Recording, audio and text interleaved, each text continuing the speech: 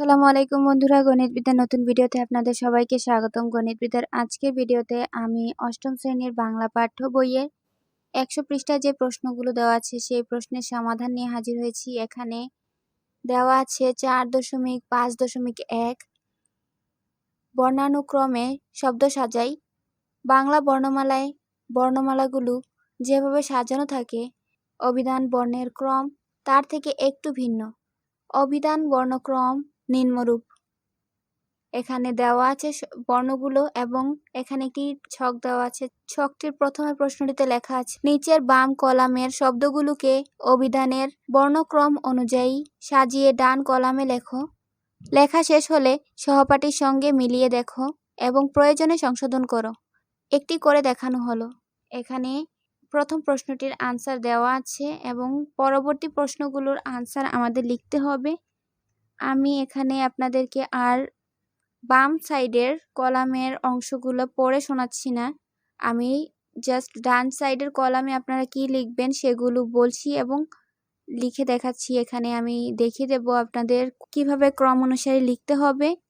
So এখানে দেখুন, প্রথম কলামটিতে দেওয়া আছে আতা, জাহাজ, টমেটো, তাল, দই, পাটি, তারপর হচ্ছে শসা, এখানেই শেষ।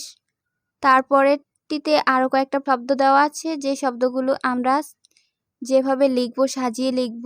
বর্ণক্রম অনুযায়ী সাজিয়ে লেখার জন্য আমরা প্রথমে লিখব কলা, কাক, কুলা, কৃতজ্ঞ, কুল, কৌতুক, এখানেই শেষ।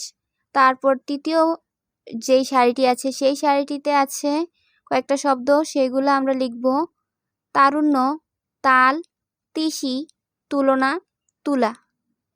তারপরেটিতে লিখব আজ, একতা, গ্রাম, পরিবর্তন, ভয়, শহর। তারপরেটিতে লিখব চাঁদ, চাই, চিল, ছাল, জামা, জাতা, জুই, ঝাল। এরপরেরটিতে হবে নকশা, নিঃসংকোচ, নিদ্রা, নির্ভয়, নিষ্পেষণ এবং লাস্টের সারিতে হবে ব্যয়, ভ্রতা, রশি, রাক্ষস, শ্মশান, সার্থক, স্বাধীন, স্বার্থ। এখানেই 100 পৃষ্ঠার যে প্রশ্নগুলো আছে, যে ছকটি দেওয়া আছে সেই ছকের সমাধান শেষ। আশা করছি আপনাদের বুঝতে কোনো অসুবিধা হয়নি।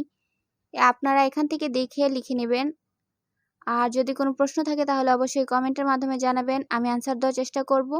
সম্পূর্ণ ভিডিওটি দেখার জন্য ধন্যবাদ। দেখা হবে পরবর্তী ভিডিওতে। ততদিন ভালো থাকুন, সুস্থ থাকুন। খোদা হাফেজ।